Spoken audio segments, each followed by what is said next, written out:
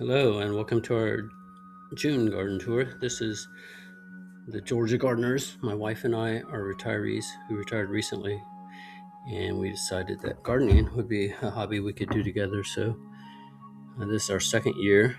We're still learning, figuring things out. As you can see, our front flower bed. We do live in a subdivision. We garden in zone 7B, 8A. You can see we have some verbena meteor shower here and some weeds that are doing quite well. And don't look at those, please. We got lilies. We got some Supertunia Vista bubble gum. We have a shadow that shouldn't be there, but we're learning, trying to figure out what we're doing. So please be patient with us. There you see some limelight hydrangeas, some jazzberry, and some coffee cup elephant ears. Here we have some butterfly weed that we will be moving because it really doesn't match the color palette. It's a little DIY fountain I made that's surrounded by some impatiens and a hardy hibiscus. For this tour, I'm giving a real general overview. I won't be able to go through and name every single one, but if you have a question about any of the plants you see, you can drop a comment and I'll try to respond to that. Over here we have what every gardener has, and that is the dumping ground or the staging area, where we have plants and things that need to be planted or something needs to be done with them. But for now, they're kind of being stored in that area. Come down to the side of our house. We have the side flower bed.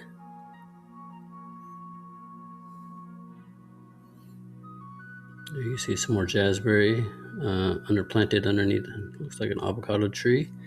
We have some Mexican petunia, which is beautiful purple flower, very vigorous as well.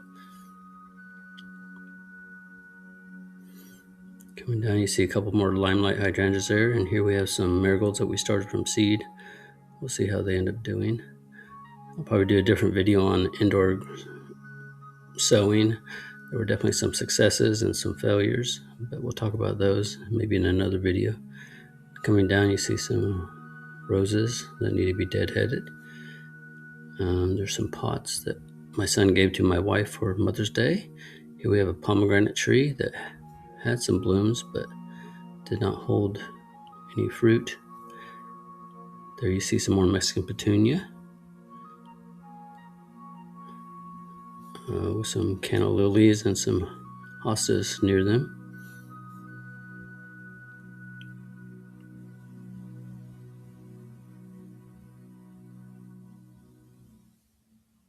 Coming to this corner of our yard, in the back we have our veggie garden.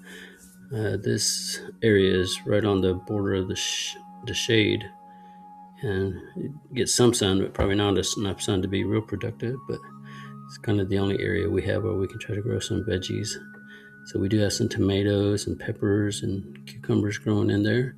In the front we have some little pollinator beds that have agastache, 4 o'clocks, phlox, salvia, some calendula that I grew from seed.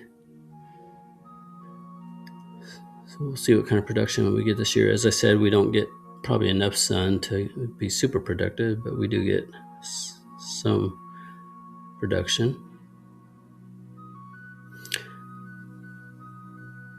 Over there under the deck, you see the secondary staging area, another dumping area where we have some things that need to be planted. But here we do have some different cucumbers that we planted. One of the unique and different ones was the lemon cucumbers that has been pretty productive so far. Coming this way, we have some different tomatoes and Armenian cucumber on the end.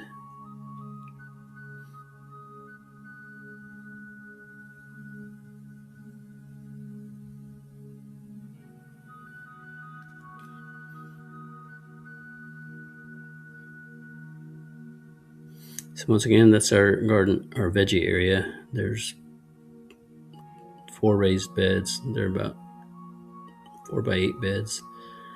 But you do see some cucumbers coming along there. Like I said, I'll do a separate tour, maybe of specifically just a veggie garden, and excuse me, and go into some of the specific types of cucumbers and tomatoes and peppers that we're growing. But again, there's some calendula. That's one of the The biggest surprises of sowing indoors was how successful the calendula bloomed and germinated. Over here we have some fig trees. They're in their second year, and you can see there are some fruit there, but they're in pots, so we'll see how they do.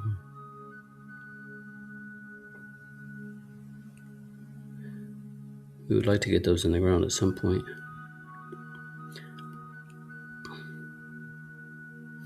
As you know, there's always lots to do in the garden. As you move over to this area, we have the berry patch. We have some blackberries, raspberries, blueberries, mulberries that are new and just planted. So hopefully those can grow up and be productive, and we can take our grandchildren and eat berries. Here we see some hydrangeas budding up. There you see some lamb's ear in the background. Coming this way is the woodland or shade garden.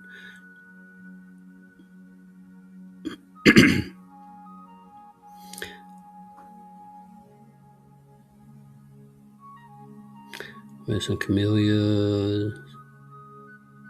There in the back you see a row of hydrangeas along the fence, interspersed with some brunnera.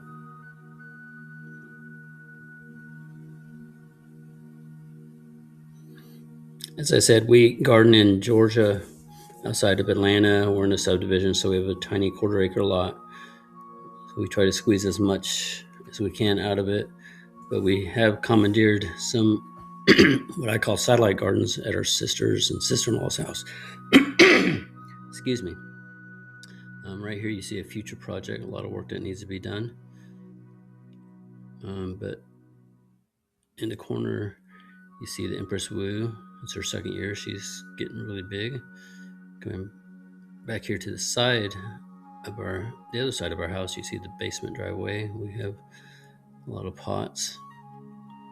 This is a Japanese maple. It's a coral bark that's underplanted with some orange, I believe in orange impatiens and some sweet potato vines. Over here we have some euphorbia with a red rose, and over here we have some guava trees. My wife loves fruit trees, although we do have a hard time getting them to produce here in our area. But I mentioned earlier the satellite gardens, and so we're going to try to start an orchard over at my sister-in-law's house. She has 5 acres, so we have taken over an acre or two to plant some veggies and hopefully start a little orchard there. But at some point we'll take you on a field trip to that satellite garden. My other sister, she lives in subdivision, but we've also taken over her backyard, and we planted some different things there, so we'll show you what we planted there. Here we have some blushing bride hydrangeas.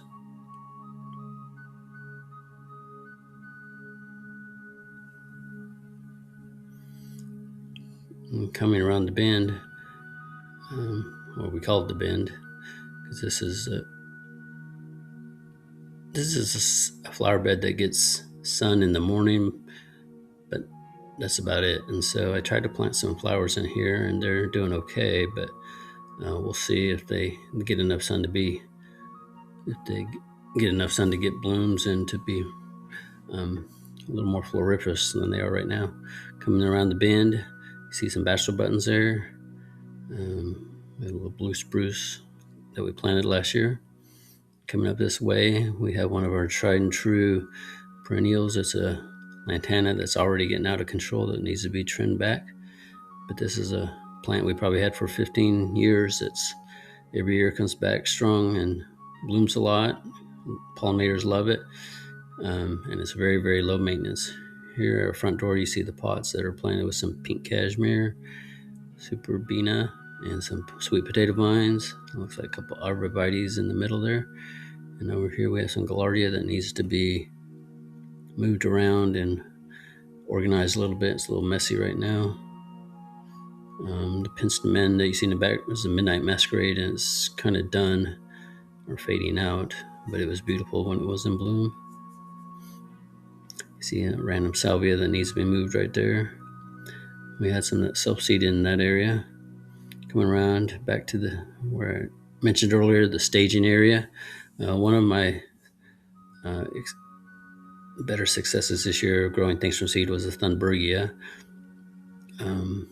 They're just starting to bloom out right now, but they germinated well, and so far they're growing well. And then coming back, again, this is stuff that needs to be planted. So that's the tour for this month. Thanks for watching, and we'll keep bringing you updates. Have a great day.